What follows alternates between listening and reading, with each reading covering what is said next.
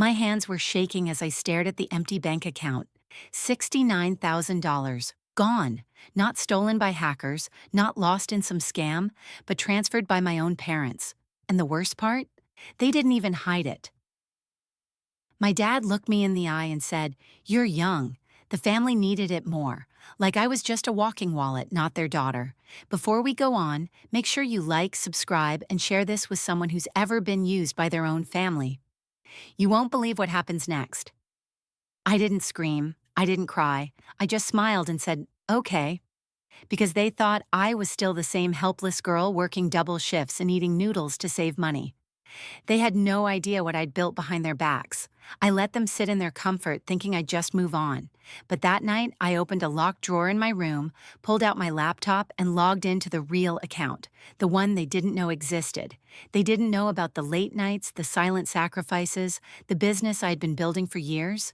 They thought I was broke. They didn't know I owned the building we were living in. And while they were asleep, I made one single call. The next morning, everything they thought was theirs wasn't.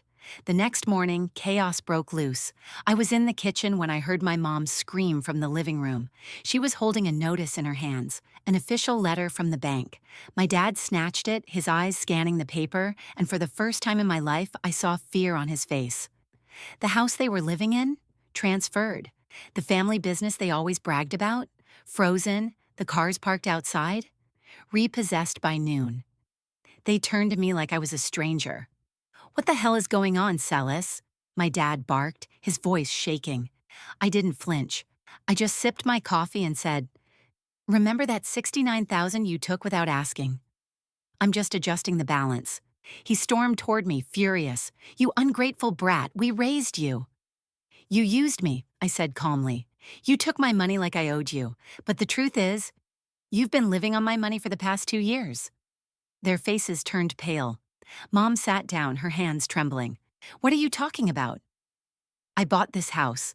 I paid off the business loans, and every time you thought you were helping me, I was actually helping you."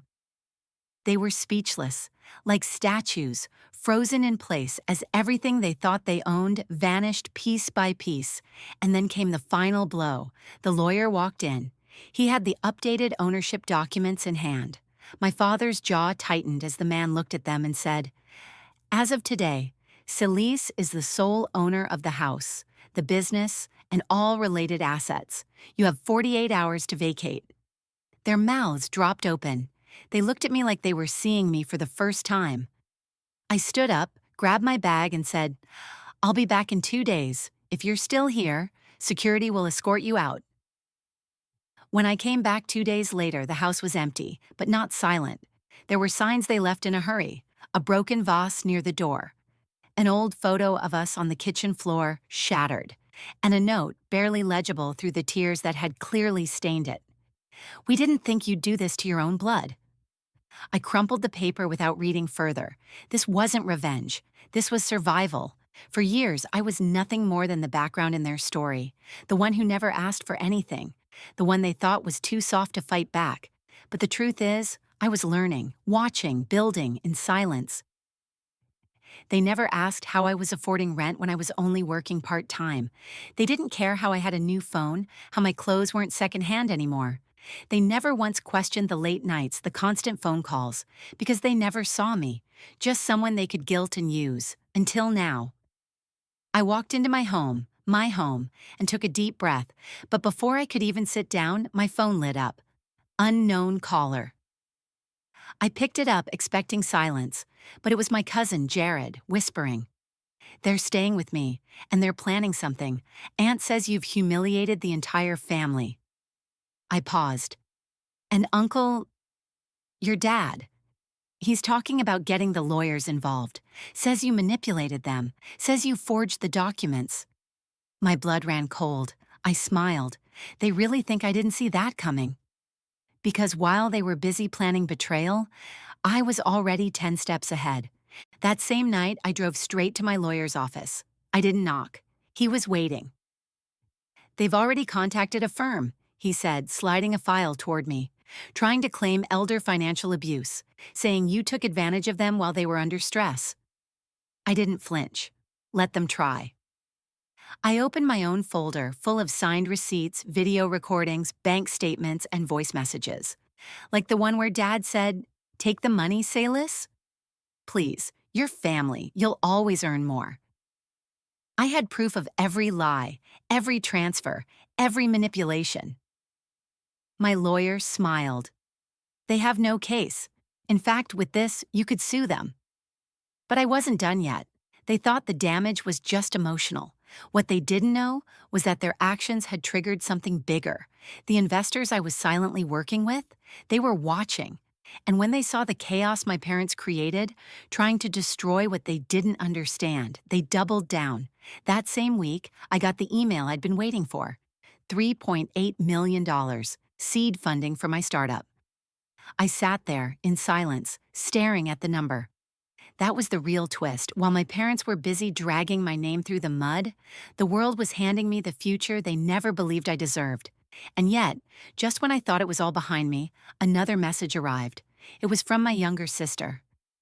"Selis, I didn't know, they lied to me too. Can we talk? Please, before it's too late." I stared at the screen because I didn't know it then. But what she was about to say would change everything. I met her at a quiet cafe downtown, far from the neighborhood where everything had exploded. She looked different, tired, nervous, like she hadn't slept in days. She kept fidgeting with her phone until I finally asked, "Why did you want to meet?" She looked up, and for the first time in years, her voice trembled. "They told me you stole the money," she said, "that you turned your back on the family, that you were dangerous." I raised an eyebrow. "And you believed them?" "I did," she whispered, "until I found this." She slid a flash drive across the table. I hesitated. "What's on it?" Her voice dropped. "Recordings, Mom and Dad talking to Uncle, planning everything. Even before they took the money. You were never meant to succeed, Selis. They thought if they drained you early enough, you'd crawl back home." I clenched my jaw. She continued. "I found emails too. Dad was forging your signature on other documents. They tried to transfer the ownership of your startup IP to themselves." I leaned back, stunned. This wasn't just family betrayal. It was corporate sabotage. But what she said next chilled me. "They're going to the media. They want to spin the story. Make you look like a greedy daughter who destroyed her aging parents. They've already recorded a video. It goes live tomorrow morning." I stood up. This wasn't a family drama anymore. This was war, and the only way to end it was to expose everything. I didn't sleep that night. I stayed up editing a video of my own, one that would end every lie they ever told. I lined up the bank statements, the voice recordings, the footage from security cameras, even the screenshots of emails where my father openly admitted to manipulating my accounts. At 7:59 a.m., 1 minute before their video was set to premiere, I hit publish. Title: "The Truth About My Parents, What They Did with $69,000 Will Shock You." In less than an hour, it had over 300,000 views. The comments poured in. "I can't believe your own parents did this to you." This is why generational trauma never ends. "You're a queen. You built your empire in silence while they tried to ruin you." Then, their video dropped, but no one cared. The damage was done. In fact, people started reporting their video as false. They tried to play the victims, but now the world had already seen the receipts, the emails, the greed, the betrayal, and most importantly, the truth. That evening, I got a call from the same news outlet that originally planned to run their side of the story. "We saw your video," the reporter said. "Would you be open to an exclusive interview?" I agreed. When the piece aired, titled "Daughter Outsmarts Parents Who Stole Her Fortune," it went viral. My startup's waiting list tripled overnight. Brands wanted to sponsor me. Investors who had once ignored my emails were now asking for meetings. And the cousin who warned me before, I made him my lead analyst. He was loyal, deserved better.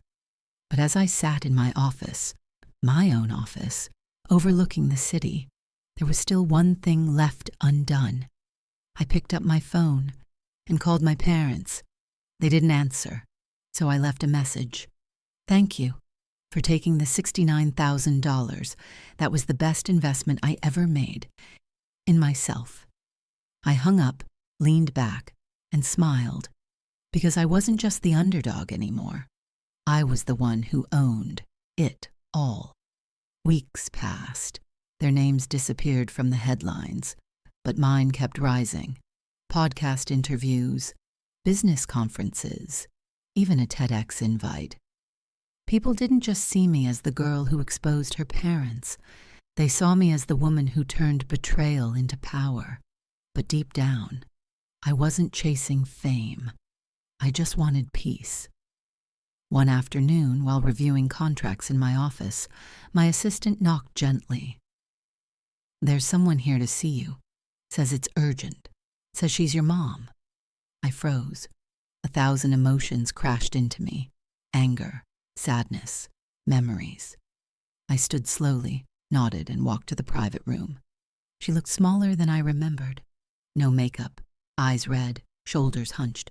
She didn't speak at first, just stared at me. Then she whispered, "We lost everything. Your father, he left, said I ruined everything, said it was my fault for going after you." I said nothing. She looked at me, eyes full of regret. "You were always quiet, always working. I thought it was just nothing. I never imagined you'd grow into this." I finally spoke. "You didn't see me then. You don't get to see me now." She broke down, crying. "I just want us back. I want my daughter." I stepped forward, gently placed the company brochure in her hands. My company, my legacy. "I'm not the daughter you used to know," I said. "And this, everything I built, it was never meant to impress you. It was built because you left me no choice." She clutched the brochure, still sobbing. I turned to leave, paused at the door. "You took $69,000 from me," I said. "But in return, you gave me something far more powerful: freedom." That night, I walked out of that room and never looked back. Because some stories don't need happy endings. They just need closure. And mine ended with victory.